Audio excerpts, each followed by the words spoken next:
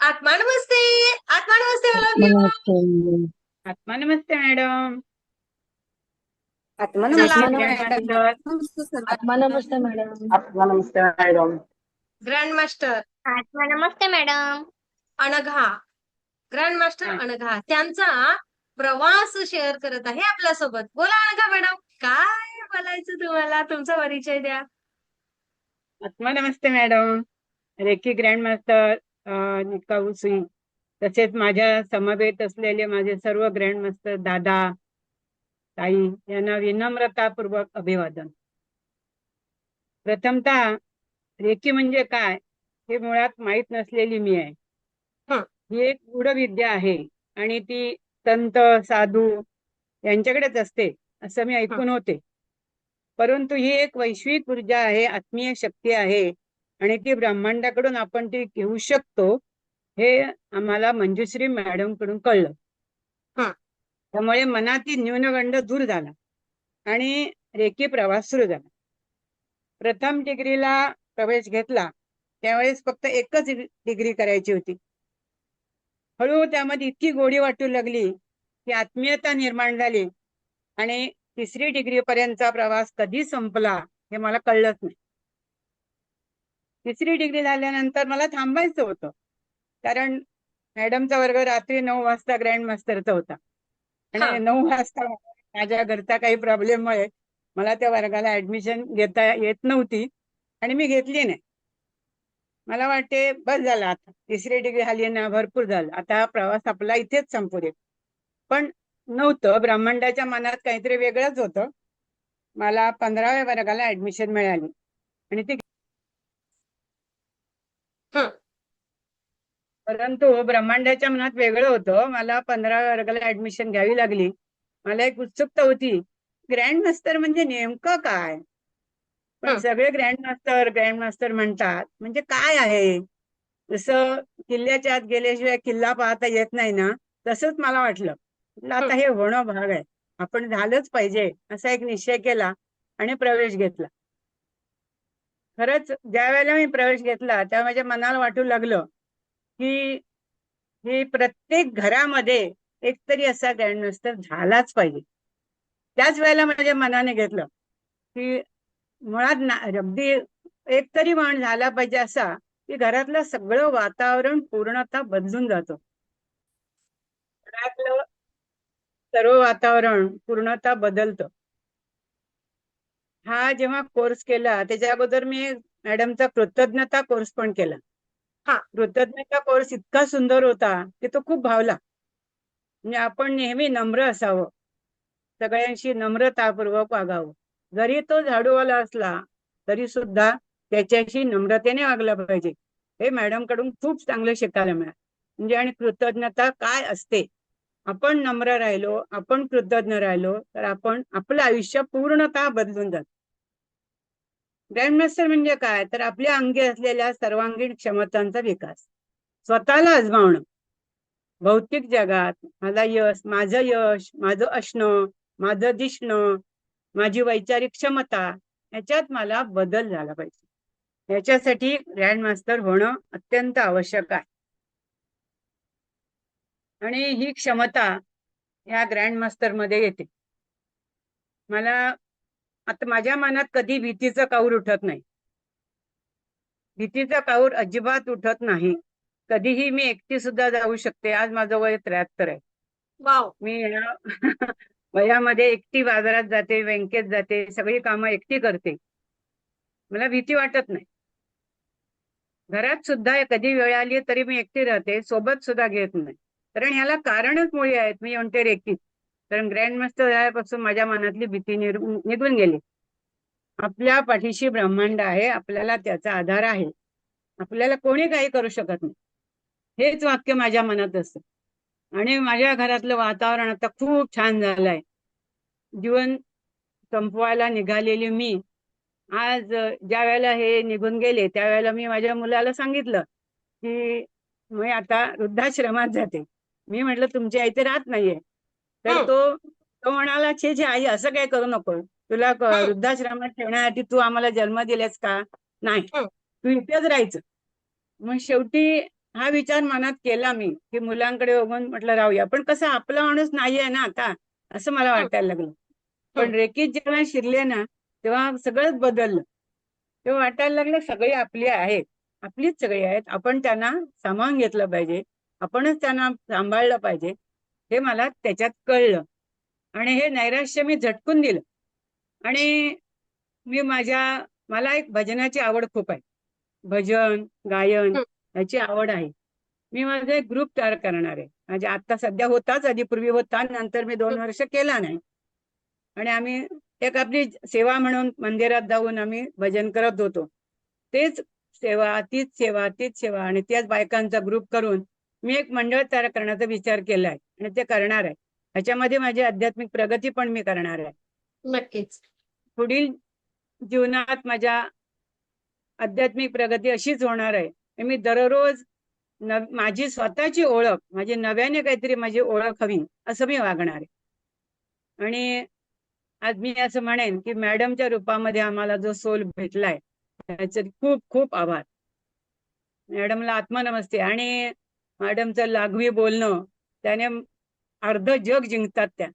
त्यामुळे त्यांच्याबद्दल अधिक काय सांगावं हा प्रश्नच पडतो. धन्य आहे ती माऊली. माझी रिव्हर्स जर्नी मी तर म्हणेन 14 वर्षांनी झालेली आहे. आणि मॅडमने आता जो असं माहेरचा एक उल्लेख केला, त्याच्यात तर मी अतिशय आनंदी आहे. कारण मला लग्नापासून माहेर हा शब्दच मी ऐकला नव्हता. कारण मी आज 44 वर्ष झाली लग्नाला माझ्या, पण माहेर मी कधीच भोगलेलं नाहीये. पण तुमच्या माहेर या शब्दाने मी भारावून गेलेली आहे. यथाशक्ती जेवढं मला करता येईल तेवढं मी तुमच्या संस्थेसाठी करणार, असा मी तुम्हाला शब्द देते. आणि त्यावेळेला मला 2 दिवस का होईना पण येण्याचा तिथे हक्काने अधिकार मिळेल ही मला खात्री आहे. आणि तुमच्या सानिध्यात एक अतिशय आनंदित असं वातावरण होईल. ह्या मी आणखीन एवढंच म्हणेन की मला जो गॅसचा त्रास होता, कायम माझ्याजवळ अमृतांजन, व्हिक्स ह्या बाटल्या उशाजवळ असायच्या. आता माझ्याकडे काहीही असत नाही. वाव. एक उशीजवळ माझ्या बाटली नसते. मला गॅसेसचा त्रास पण खूप कमी झाला. संधिवाताचा पण तुमच्याकडून घेतलेल्या ब्रेसलेटमुळे मला त्याचा फायदा होतोय आणि तो आणखीन होणारच आहे. नक्कीच मी मेडिटेशनचा प्रभाव आणखीन जास्तीत जास्त करणार आणि मेडिटेशन वाढवणार. आणि मला जे काही माझं आरोग्य मी स्वतः माझ्या हातात घेऊन मी निरोगी राहण्याचा प्रयत्न करणार आहे. ज्या वेळेला परवाच्या दिवशी मी एकटीच होते घरात, एक अनुभव म्हणून सांगते. आणि खूप मला घाबरल्यासारखं वाटलं. तर मी लगेच म्हटलं चला आपलं सोलर बिघडलं. मी शांतपणे बसले आणि सोलर चक्राचं मेडिटेशन केलं. आणि तुम्हाला सांगते 15 ते 20 मिनिटानंतर ते मेडिटेशन केल्यावर मला इतकं फ्रेश वाटलं की बस म्हटलं आता आपल्या हातात गुरु किल्ली मिळालेली आहे, आपण असंच वागायचं, असं मी ठरवलेलं आहे. शेवटी मी असंच म्हणेन की मंजुश्री मॅडम तुमच्यामुळे आमचं जीवन बदललं. तुम्हीच भेटलात. हे जर अगोदर मला भेटला असतात ना तर मी आणखीनच खूप खूप म्हणजे यांनाही गमावलं नसतं असं मला वाटतंय. पण शेवटी कसा नियतीचा खेळ असतो.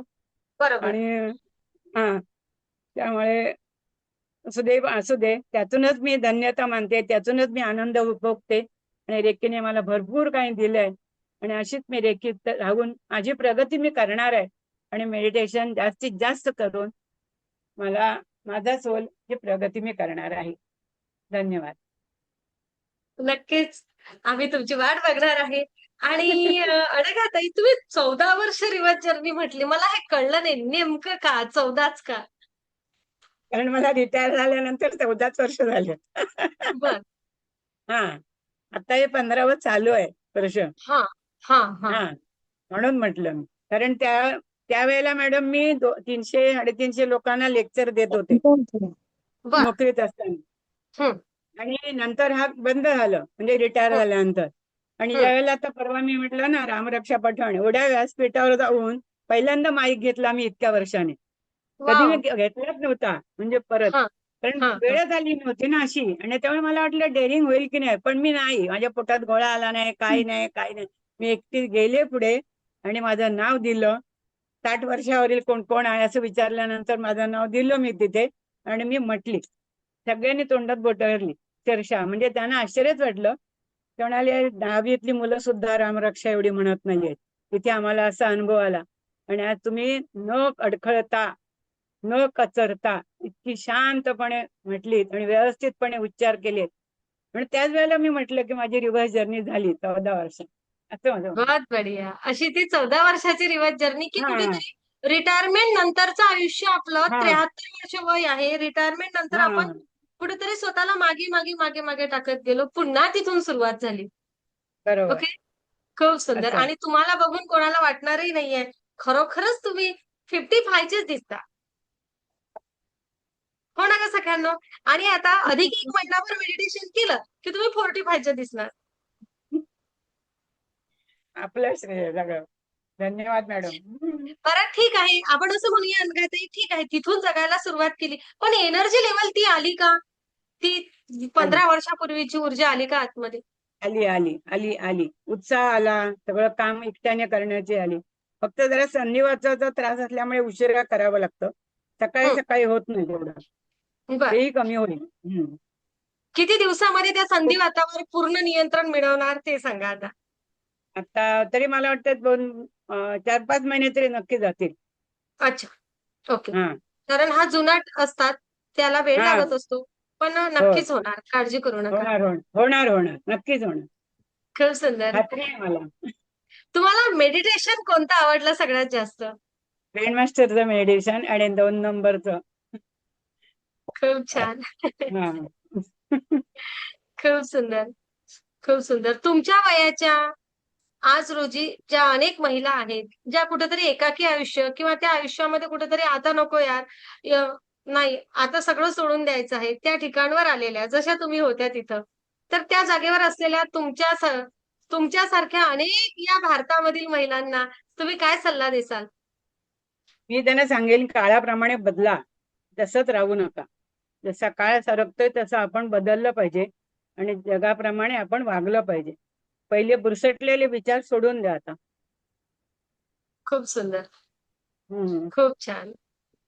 आनंदी आनंद सगळीकडे. आनंदी आनंद सगळीकडे. अनघाताई, तुम्ही खरोखर एवढ्या मोठ्या, सगळेजण तुम्ही सगळे एवढे मोठे आणि तुम्ही मला तुमच्या आयुष्यामध्ये एक स्थान दिलंत.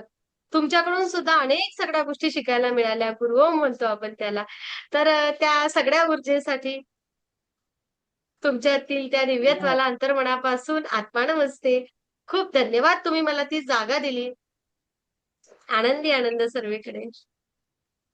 तुमच्या आयुष्यात हस्तक्षेप करण्याची संधी दिली थोडीशी आणि म्हणून आपण पुढे झेप घेतली. हो ना? येस. आणि अगदी मनमोकळेपणाने ते सगळे गाठोडे तुम्ही सोडून दिलेत. ती इनर जर्नी केली. काय म्हणता ताई, आतापासून रडसाल तर ते कसं होणार आहे? सेंडॉफोडी आहे. आज का म्हणता ताई सेशन छोटीशी संपलं ट्रिप. म्हणून अजून 10 दिवस सेशन चालणार आपलं. टेन्शन घेऊ नका. तर कुठेतरी अनघाताई, तुम्ही त्या सगळ्या गोष्टी केल्या, गाठोडे अगदी सहजपणे दिले आणि म्हणून आपण स्वतःची इनर जर्नी करू शकलो. इनर जर्नी झाली म्हणून स्वतःचं प्युरिफिकेशन प्रॉपर झालं. इनर इंजिनिअरिंग झाली आणि त्यामधून आपण हे घडलो आणि अधिकही घडणार आहोत. अधिकही घडणार आहोत. एका टप्प्यावर ग्रँड मास्टर्स होणं म्हणजे कोर्स संपला म्हणजे संपलं असं नाही. तर ग्रँड मास्टर्स होणे म्हणजे हा पुढचा टप्पा आहे. हळू-हळू हे मुरत जाणार आपल्या आतमध्ये. आपण अधिक घडत जाणार. जसं-जसं फक्त संयमाने जा, शांततेने जा, ऊर्जेसोबत एकरूप होत जा. खूप घाई करू नका. हळू बघा. आजचे तुम्ही अधिक 1 वर्षानंतरचे तुम्ही खूप वेगळे असणार. अधिक पुढे तर तुम्ही खूप छान भरारी घेणारे असणार. खूप धन्यवाद सगळ्यांना. खूप धन्यवाद. Thank you. Thank you madam. Anagha धन्यवाद मॅडम. मॅडम. अच्छा, अनघा मॅडमला कोणाला काही प्रश्न विचारायचा आहे? किंवा त्यांच्याबद्दल कोणाला काही बोलायचं आहे? ओके. संगीताताई ताले बोलतात. अनघा मॅडमचा आवाज खूप छान आहे. म्हणजे त्या परवा गाणं बोलत होत्या ना, म्हणजे त्या गुणगुणत होत्या काही ओळी. तर त्या खूप सुंदर आणि खूप छान वाटत होतं. मग त्यांनी ते तसं कंटिन्यू करावं. त्या बोलल्या ना, भजनी मंडळ म्हणजे ते सुरू करणार आहे. तर त्यांनी ते हो आवर्जून करा. खूप त्यांचा धन्यवाद आवाज मॅडम. खूप खूप गोड आहे. खूप गोड आहे धन्यवाद आवाज तुमचा. धन्यवाद मॅडम. आणि तुमच्या या वयात ते ओळी लक्षात राहतात म्हणजे ही खूप मोठी गोष्ट आहे. म्हणजे ते खूप छान तुम्ही बोलता. पाहिलं ना मी त्या दिवशी. खूप छान. तुम्ही त्यात पुढे जावं ही ब्रह्मांडाची पण कृपा आणि तुम्ही ते करावं ही माझी इच्छा. धन्यवाद. धन्यवाद धन्यवाद. नक्कीच. आणि संगीताताईंनी म्हटल्याप्रमाणे या वयामध्ये म्हणजे काय आता रिवर्स जर्नी झाली आहे पहिली गोष्ट. Sorry sorry. ओके. हां. आणि 14 वर्षाच्या मागे आलं. येस. आणि ना आता स्मरणशक्ती वाढत जाणार उलट. जसं-जसं ध्यान होईल हो. का वाटते का अनघा मॅडम आपली स्मरणशक्ती हो येस दांडगी व्हायला? Yes yes yes. वाटतं वाटतं. मला कुठले पटकन पूर्वी आठवायचं नाही कुठे वस्तू ठेवली. तर मला झटकन आठवते. मी इथेच ठेवली होती. आठवत. हो. एंजल पण मला मदत करतो मला. एंजल पण मदत करतात. खरंच आहे. Thank you. खूप धन्यवाद. अशीच प्रगती करा. सुख, समाधान, आनंद, खुशी, प्रेम, यश, आरोग्य, संपन्नता भरभराट तुमच्या आयुष्यामध्ये अशीच असू दे. Thank you universe. Thank you. आध्यात्मिक प्रगती भरपूर होऊ दे. Thank you. Thank you. Thank you. आनंदी आनंद सगळीकडे.